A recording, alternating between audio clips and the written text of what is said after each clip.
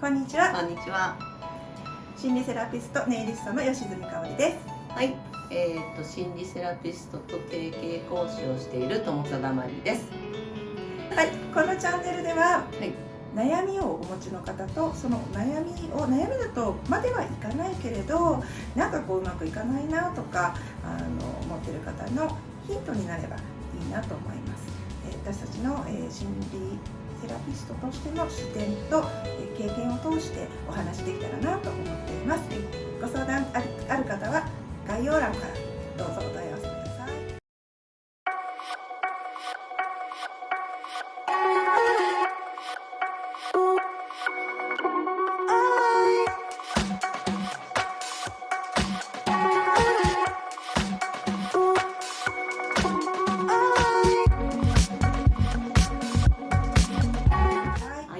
今日の話題。今日のテーマ。はい。努力してるけど、叶わないよね。悲しいこと言われた気がするよね。悲しいよね。こんなに頑張ってるのにさ、っていうのがあるじゃない？ありますね。お金にしても恋愛にしても、仕事にしてもだし、例えばあの人好きじゃないな、苦手だな、避けたいなと思ってても、なんかこう目端にチラチラといるんだよねみたいなね。なるほど。そうっていうこととか、お金なんかの時はこうお金欲しいもちろんみんな欲しいと思うんだけど、あるお金がありそうな人とか、自由にお金使ってる人とかがすごくこう目につくとかね。私それです。はい、そうでした。ね、なんか嫉妬しちゃう。そうで恋愛とかもそうこのリア充めみたいなことにごめん違うね。全然大丈夫だと思うんですよ。そうそういうふうに思う人が多くいると思うんだけど、気にすればするほど、気にするっていうことは嫌だなと思ってることをすごく意識するってことじゃない？そうだね。気にしてるから嫌だな、避けたいと思うでしょ。そうだね。で嫌だな、避けたいって思うってことは、それって自分が否定したいんだよね、そのことをね。否定したいね。そう否定したいってことは戦ってるんだよね。戦ってるわけじゃない。だって嫌だから。そうね。嫌だって言ってるでしょ。っていうことは自分危険だと思ってるんだよね。そうすると人間は本能的に生きるために危険を避けようとするから、常に意識はそっちに向くわけですよ。危険の方に意識が向いちゃうってことか。嫌なのに、その人のことを考えたくないのに、常にそこにフォーカスし続けてしまうっていう。危険だから常に意識がそこに向き続ける。そうすると、ずっと不愉快じゃん。確かにそっちに意識が向いてるから、不愉快なものをずっと考えてるってことだよね。そう心の中でね、意識がね、向いちゃってるわけじゃない。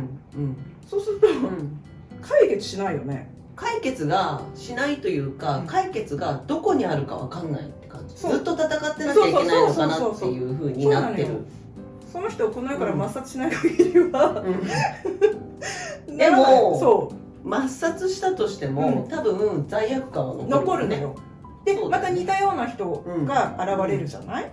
でまたあの人みたいな人がまたいるってなるじゃない。ね、また来るのよ。どうしたらいいの？私なんかの場合はすごくお金に苦労したから、いつもなんか支払いが怖かったりとか、でもいつも来るんじゃん。毎月来るもんは来るし、生活してたりとか、例えばこう食事もそうだし、結局そのお金を使うわけじゃん。だからなんかどうしたらいいのか、出ていくわけ、身を切られるような気持ちのまんまなんだよね。それはあったね。だけど意識せざるを得ないじゃない。結局毎月払うものだし、いつも食べるものだし、食べないと生きていけないから、もう堂々巡りだよね。になってた。なってました。そういうこと？そうだよね。私の母もお金使うことにすごく罪悪感とかセーブがかかる人だったから、人からねプレゼントとかお土産をいただいたりとかしたら返さないといけないじゃない。返すと現金出てっちゃうじゃない。だから、私に物を与えないでくださいってなるのね。拒否ってね、拒否るのよ、見事な拒否ね。そうすると、受け取れないんだよね。そうだね。だってこれ食べてほしいなとか、これ美味しかったからとか、でみんなこう愛情を含めたもので物をくれるわけじゃない、あの人にこれをっていう思いがあるから、思いがあるから、だけどそれ受け取れないわけじゃん、だってお返しに現金出てっちゃうから迷惑なのよってめちゃめちゃキレるわけよ。相手からするとさ、ショックだよね。相手の方がショック。そう良かれと思ってね、そうだよね。それってさ、お金もなくなるっていう恐怖を持ちながら、人とのつながりも切れてしまうんだよね。そうだよね。相手はもうなんかあの人に物をあげたらショックがってなるからあげなくなっちゃうよね。あげなくなるっていうか、もうあの人にはもう渡さないというか、そう幸せになりたいとか人から愛されたいと思っても、そういうものがいちいち自分の足を引っ張ってるんだよね。なかなか見れないね、それは。そうで、例えばその怖いなとか嫌だなっていう、自分の中のそのイメージ、想像って心の中でどんどん膨らむんだよね。実際の事実は一つなんだけど、心の中でそれを持ち続けてると、勝手に膨らむのよ。でその膨らむ大きさって、事実の事乗以上。わかる？事実は10だとしたら、心の中に膨らんでるの100あるんだよね。なるほど。そうだから大きく感じてるんだよね。すごく大きく感じる。そう。お金のことって、お金ただ単に物々交換の代行してくれるものでしょ。いい悪いもないんだよね。だけど身を切るね、恐ろしいものになってるわけじゃない。怖い。どうせ入ってきても出てっちゃうんでしょ。だから本当にこう怖かったよね。お財布から支払いにすればするほど怖いよね。そうでそれを持ってない人がいたら羨ましいし、なんで私はこんなにお金で苦しい思いしてるの。だからみんな不思議だったの昔。そうなんであの人は怖くないのに私は怖いのか。なんかね、なんであの人はとかこうみんなよ、世間一般の人はブランド物を持てたりとか旅行に行けたりとか、なんでできるんだろうって不思議だった。そうそれは、その人たちは、そのお金に恐怖心持ってないんだよね。あなたが抱えていたような恐怖心がないから、楽しむための道具の一つとして物々交換をしてるんだよね。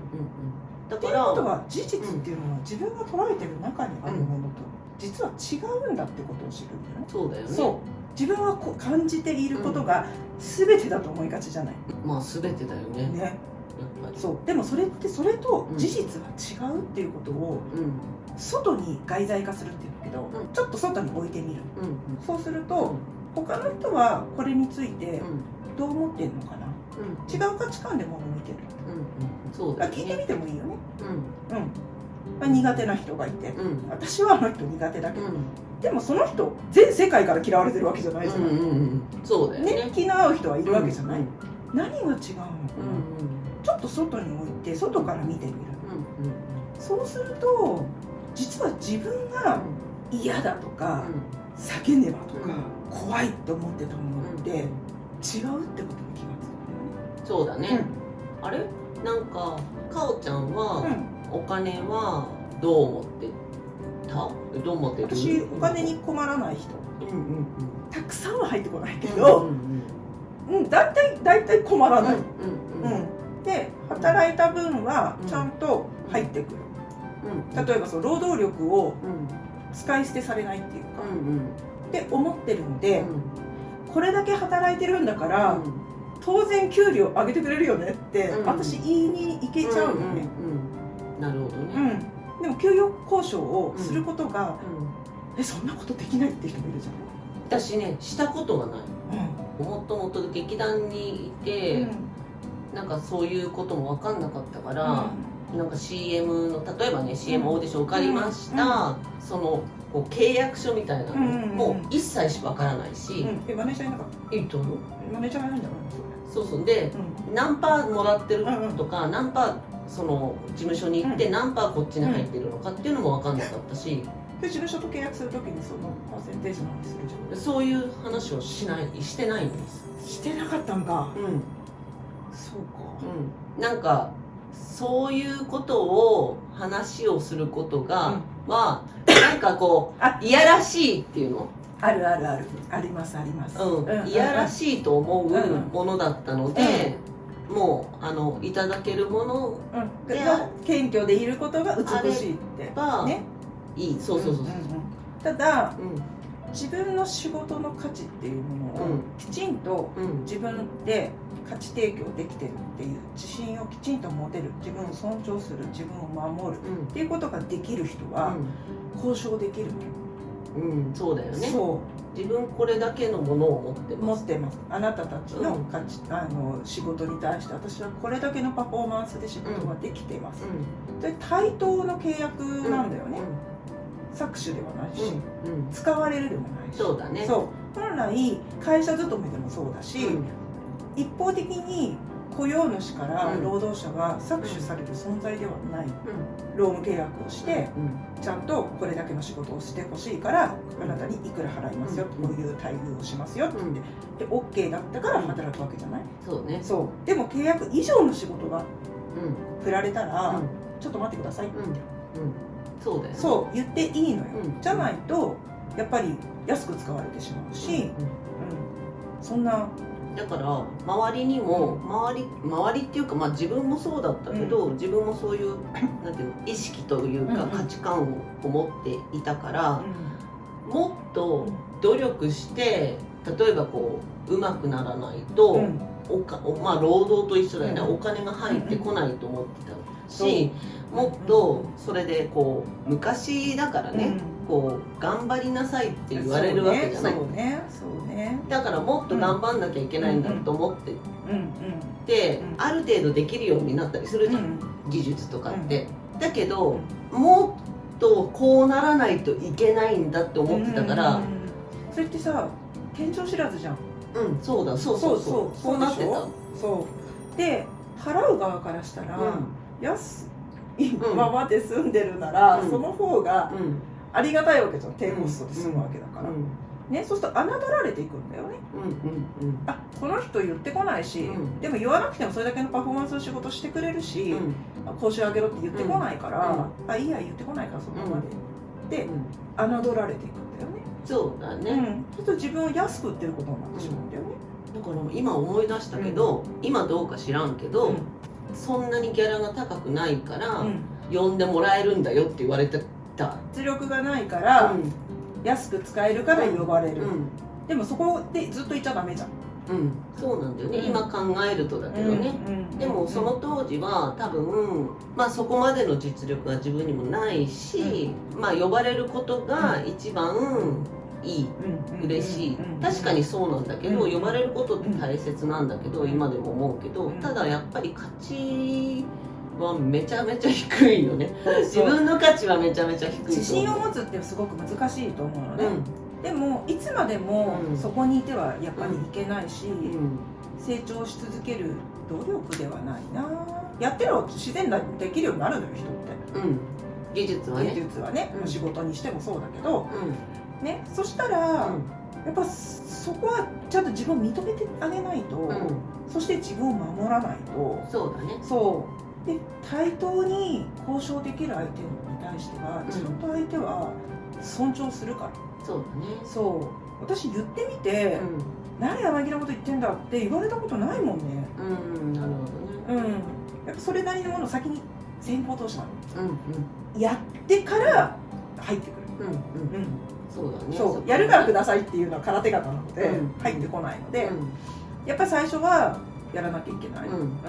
でも頑張ってるのに給料が上がらないって思ってる人は、頑張ってるその先に交渉するが抜けてたりね、それは自分を守るためにやらなきゃいけない、それだけの仕事してますよっていうことをちゃんと伝えることもだし、見せてやって喜ばれてるんだから絶対結果は出てるのよ。そうだね。それを天井知らずにいつまでも、私自信がない、いつまでも自信がない、これ程度だったらあの人はもっとこの辺できてるしってやってると、いつまでたってもちゃんと自分の成長を認める。努力逆転って努力しても天井知らずで結果もうへこんでくみたいな。そうね、それもそうだし、抵抗するからあかんのですよ。そうね。自分の中の否定感情が強まっていくから、なんで否定してるのか。でもその外在化したところで、そのもの自体には悪いものではないっていうことを気づくこと。だから俯瞰してみる、メタ認知する、上でも外でもいいけど、広く見ることで、そのものの価値が本当に自分が拒否ってる、嫌悪してる存在なのかっていうものを自分の主観だけじゃなくて、外から見ることで、あ、この人こんな嫌なことあるけど、なんかあったかもしれないとかね、あ、この人も不安なんだとかね、不安だからなんかすごいこう口が強かったり、嫌なもの言い方したりとか、あ、この人不安なんだ、そうかそうかってなると、嫌っていうよりも、あ、じゃあその人の不安を和らげたらこの反応変わるかもしれないとかなるわけじゃない。そうするともう嫌悪感がなくなるよね。そうね、嫌悪っていうよりなんか応援したくなるじゃん。もうそうだし、平坦になってくるっていうの。そう問題が問題じゃなくなるの。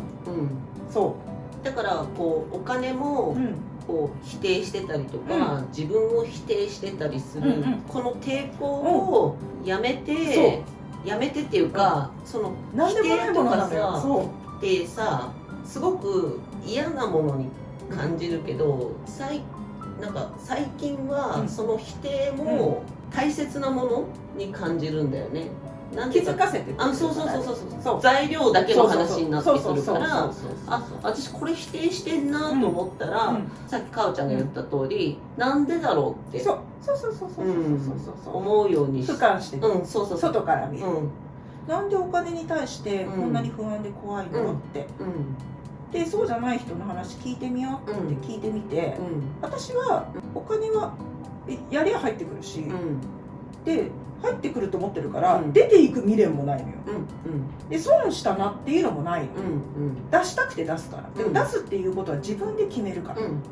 そうね。そうどうしたらいいとか、人の決断に依存して、で人の言う通りにやったら損しちゃったとかっていうふうなことはしない。必ず自分で決める。そうね、自分で決めて、自分で腹をくくって覚悟を決めて出したものに対しては、たとえ損したとしてもいいの、それで。なんかね、そこにね、なんかこう自分が減ったとかね、削られたみたいな気持ちにはならないんだよね。自分で決めてるから。これはこういう、私はこれをいくら出すって決めてるから、でそこに、損っていうか、したくなければね、例えばそのお勉強の受講費とかにお金を払った、でも期待したほどの自分はその成果を得られてないってだったら、何かが足りないんだよね。その投資した学費に見合った期待した成果を得られてなかったら、何かやり方が違うんだよね。お金が悪いわけじゃないんだよね。そうだね、お金さん悪くないね。そう悪くないのよ。それを価値あるものにするのは自分なんだよね。そうだね。思ってたのと違ったなって思ったとしても、その中にでもこれとこれとこれはあるからこれの分のお金かとかさ、そういうふうな考え方。そうなの。あとね、期待してんの期待がでかすぎんだわ。特に依存心強い人はでかい。期待がでかい。お金にも依存すると、そうだね、いろいろ依存は後でね、またお金がある人は幸せだって思ってる人とかね、お金さえあればどんな嫌な思いをしても我慢できるでしょってお金ない人は言うのよ。言うね。そうなってみ、うちの母親面白かった。なんか芸能人の人たちが離婚するために、お金あるのにねって言ってた。それと同じだよね。そうね、お金あるのになんで別れちゃうんだろうねっていうのがずっと言ってて、そういうなんか言葉をこうずっと聞いてたから、そっち寄りにはなるよね。でもさ、ちょっと俯瞰してみたら、お金持ちの人でも幸せじゃない人いっぱいいるじゃん。そうね。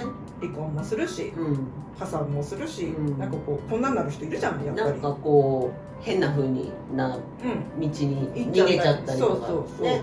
だからね、お金はなんかしてくれるわけじゃないの。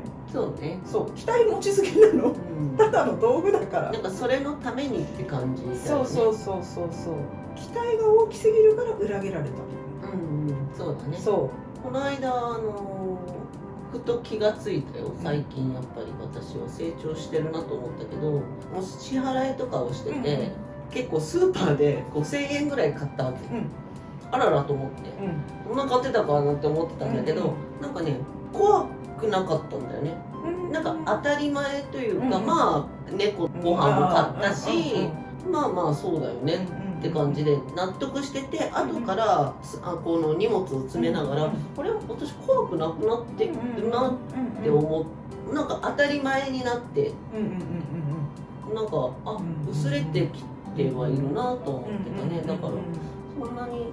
そうね、私もね来年息子の進学で大きなお金が出ていってしまうけど、でもそれって後回しにできないものじゃん。そうだね。必ずその年に必ずかかっていくし、学費はもしかしたら無駄かもしれない。子供がこれ目指したいって言って、これだけの学費をかけてくれって言っても、その道に進まない可能性のだって大きいわけじゃん。そうだね、将来は分からないね。そう、人はどこで合わなかったなって思うか分かんない。だからそのかけたお金に期待をかけすぎると、お前にこれだけの学費をかけたのにお前はってなるわけよ。そうね。腹が立ってきちゃったりするわけ。そうだね。そう、別の意味でね。そう。でも考えてみたら、私だって親にいっぱい学費かけてもらってきてるし、じゃあその期待にどこまで応えられたかっていうと、そうではない。ただその時ここに進みたいって思ったもののチャンスをくれたっていうで、確認、やっぱその世界に入って確認するっていうことがやっぱりね必要じゃない。その機会をくれたっていうだけでも親の役目は果たしてるんだよね。そうね。その後どうするかはもう子供の人生だから。だから機会を与えるっていう私の仕事をするだけだ。なるほどね。いくらかかろうともね。さすがにこう海外留学とか医大とかは無理だけどまあ世間一般のどこの親が出してるぐらいのことはやるのはまあしょうがないなって。産んだし、そうその機会を与えることができる親として自分でよかったなだけ。そうだね。ここに期待をかけすぎると見返りね、これだけの成果が出たとか、なんか自慢できるあれになったとかっていうふうになるのがこじれるのよ。だからさ、その何でも努力もそうだしさ、ここまでやったっていう一つ一つの確定じゃないけど、こうなんかハンコみたいなの欲しいよね。わかります？なんか自分の中でここまでできたイエーイみたいな、次ここまでできたウェーイみたいな書き出したらいいじゃん。そう、それがその努力逆転の法則の螺旋階段から降りることになるような気がするよね。そう私なんか無駄に期待しすぎてたなとか、ここまではできてるじゃんとか、その線引きをするためにやっぱ外在化する。そうだね。それがこうイメージの中で外在化するのが難しくてノートに書くとか全然構わない。そうだね。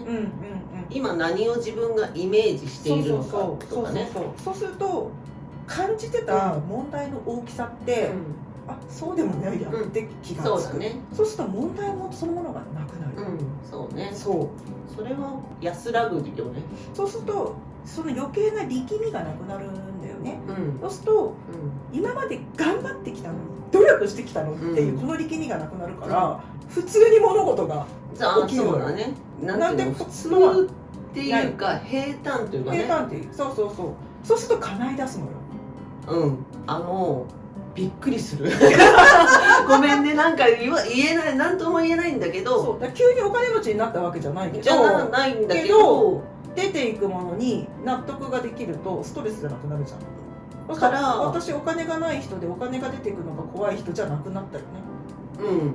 なので、こうなんていうの、段階的に言うとそれに気づく自分で外在化、こういうことなんだっていうことに気づいて、例えばかおちゃんにこれってこういうことなのとか、あとは講座に行ったりとかでなるほどなっていうことを体感して、あ、じゃあやっぱり私ここ直したいわって直していった先が、まず最初になんていうの、平坦になるっていうことを得て、ちょっとずつ叶い出すっていうのに今なっているんだよね。ああ、大丈夫なんだみたいな、最初ね、平坦が来るような気がしてる、私。なぎるのよ。なぎるね。そう。スンとなぎるっていうの。だって何でもないことなんだもん。そうそう。そうなのよ。で、例えば何かにお金を出すって時も、あ、これは私がやりたいから、こういうのお金が必要なんだ、だから出すんだってね、なんとなく文章にね、するようになるんだよね、なぎの時に。言語化してもいいよ。そうね。言葉に出すって思ってるよりもインパクト強いので、すごくね、刷り込みが強くなる。なので、思うだけだとなかなか堂々巡りするっていう人は、言葉にして音で出しちゃう。言葉とを書くっていうのもそうだよね。そう、私はこれが怖いっていうだけで、なんか怖いと思ってるよりも、全然クリアリングが。だから書いた時にものを言葉にもしてる。そうするとより強くなる。それいいよね。いいね。だから今努力してないポンコツ人間になってきてるんだけど。力まないのがいいです。そうすると行動が変わるの。そうだね。そう。現状を変えるには行動を変えるしかないのね。そうだね。で行動を変えるには心が指図してるので、嫌だなと思ったら避けたいとか。そうだね。そう。で嫌じゃなくなったら避けなくなるんだよ。そうすると避けたいと思ってた人からすごい新しいものを受け取れたりするんだよね。なるほどね。そう。循環が変わるので、新しい未来ができるんだよ。また別の、別に今まで力んでた世界でうまくいかなかったわけじゃん。でもこの力みが消えて、新しい循環が生まれたら新しい未来もできるよね。そうだね。そう。それだけなの。ね。そう。今までだったらこっちの道だけど、こっちが開けてこっちの道がある。じゃあどっちがいいって話だもんね。そう。開けるよね。開ける。そうすると、お金の問題もそうだし、恋愛なんかもそうだよね。そうだね。恋愛もずっと私なんかこの人のことのためを思っててずっと努力してたけど、あれってなって自分を大切にするようになって、自分の素直さを出せるように、自分の未熟さも認めて素直さが出てくると魅力的になってモテ出すんだよ。思いもよらない人から好きだって言われたりとか、新しい縁が生まれたりとか、なんか今まで付き合わなかったような人たちとの縁が広がったり、それだけだって幅が広がれば、そうだね。確かにね。そう。だからまずあらゆる場面でね、そうこれを法則を認識してちょっとこう問題を外在化する、俯瞰してみる、そのものに対するイメージとか自分が持っている恐れとかをちょっと疑ってみる。そうするとその問題自体がなぎるっていうことに気がつき、避けてたものを避けなくなる、行動が変わる、世界が変わる、循環が変わる、未来が変わる、叶っていくっていう方向に。そうだね。未来が変わるっていうのと叶っていくって別のようだけど、結局そっちの未来が見たかったじゃん。こう努力をずっとしてる、もう嫌ですこっちってなっててなんであの人たちのようにできないんだろうってなってた、そっちの扉が開くから叶う。だから一緒なんだよね。そこはね。解決っていうことです。その努力、逆転の法則なのかもっていうか、そこが見えないというか、天井が見えないとかってちょっと気がついたらそうなのかもしれないねっていう話だよね。そういうことがあるっていうことを今ご覧になって知っていただくだけでちょっと立ち止まってみる。あれこれってあれの話のことってなったら気がつく。そうだね。疲れたりとかね、するとやっぱり見えなくなるけどね。って思うね。ね、だから頑張り続けるってしんどいじゃない。そうなんだよね。好きなことを好きなこと頑張りじゃないから。うん夢中じゃん。そうなんだよね。そこの違い。そう外から見るとさ、その人すごく頑張って見えるんだよね。あの人寝ないでなんかやってるとかさ、でもさこの人から見たら、この人がやってることって別にやりたいことじゃないから努力してるように見えるのよ。でもこの人はすごいたった夢中になってやってるだけ。楽しいんだよね。それがね。日が暮れたとか、朝だみたいな。そうだよね。それは努力ではないから。で夢中になればなるほど好きなことっていうのは伸びが大きいので成功していくのよね。そうだね。だから言葉にも惑わされない方がいいよね。そう外は努力、こっちは楽しいかもしれないからね。らね。だから好きでやってることをすごく努力してるねって言われることが絶対ある。私もよく言われてた。あるね。勉強家だねとかね言われてたけど、私勉強してるって自覚がなかった。そう好きなものをやってるだけだからね。だから本人はどう思ってるかって分かんないんだよね。分かんないのよ。だから人がどうではなくて、自分がどう思ってるかっていうのが一番。人から努力して見えるかとかはもう関係ない。やりたいことやって、その方が伸びるから。だけどそのやりたいことをやろうとしててもできない、なんでかなっていう時はちょっとこういうの見たりとか、まあ相談してもらえばね、一緒に探して。どうしてもその私みたいにその絶対に解決したいんだっていう人はもう本当セラピーが一番直ね電話してきたりね、メッセンジャーでねちょいセラピーしてるんですよ。まだね発展途上ではあるね。人のことこういう風な流れでこうなっていってセラピーもできるんだけれども、やっぱり自分のことを自分を自分でってなんて言うんだろうね、高めたいじゃないけど、可能性をなんか追求してる感じが最近してて、自分の中でここどうなのみたいなのがすごく楽しいんですよ。でセラピストに外からやってもらった方が早いって知ってるからだってね、めちゃめちゃ早いもん。だってこのからの年齢からいつ死ぬかわからないから、だからもう本当に焦ってないけど急いでるわけ私は。だってこのねどこで自分の問題に気がついたら何かしたいよねこれね。だからこれから先の人生もうめちゃめちゃ楽しくしたいから、じゃあ早く解決するには焦ってないけどどうしたらいいのっていうのはもう知ってるから手っ取り早く来るんだよね。もういいっつってそれ本当に早い。どういう風に人生を生きたいかってもう分かっちゃってるから、だからセラピーって怖いとかそう言ってる場合じゃないみたいな。もう本当に自分の人生が今までと同じ人生っていう方が私は怖いのを知っているから、最初は怖いんだよね。それは確かにそうだけど、やっぱ自分のウィークポイントとか、なんか今までの生き方を否定されるんじゃないかとか、やっぱり怖いんですけど、私もすごい怖かった。逃げ出したいのをすっごい頑張って扉開いたけど、やりだすとねどんどん緩まってってどんどん自分が楽になっていくから、で思いもしない言葉をかけられることが増えていくし、生活の中で今まで私こんなことしなかったのにっていうことがすごい起きる。そうだね。たかだかレストランのね、狭い階段で行き違う時に、ちょっと譲ってくれた人に笑顔でね、しかもすごく柔らかい言葉で「ありがとう」って言ったりすることって私もやってこなかったとか、それをなんか自然にやってたりとかする自分に気がついたりしてすごいなんかこう嬉しくなるし、そんな風な人間に私もなったんだなって、やろうと思ってやるんじゃなくて自然にね。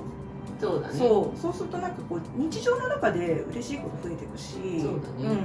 私はね本当楽しいことが増えて、今日も撮影めっちゃ遅刻したんですけどで私人生で遅刻したのって片手ぐらい絶対しないんだけど、最近めちゃ時間にルーズになってきた逆に。で私ねだから時間に厳しかったの。で携帯もある時代に、遅刻してくるってうん相手を大切にしてないってことじゃないのってバカにしてんのみたいに思ってたんだけど、全然気にならない、だからね、多分沖縄で生活できるね、うちらもね。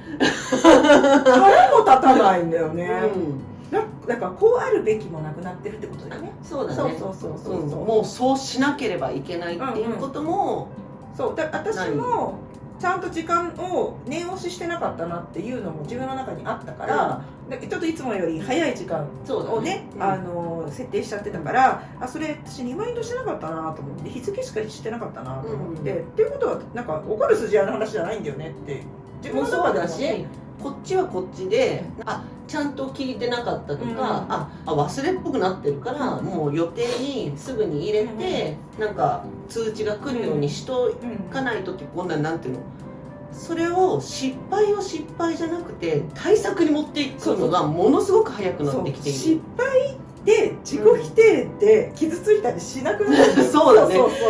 なんで遅刻しちゃったんだろうみたいなのっていうのが全くない。じゃあこうしたら次からこうしよう。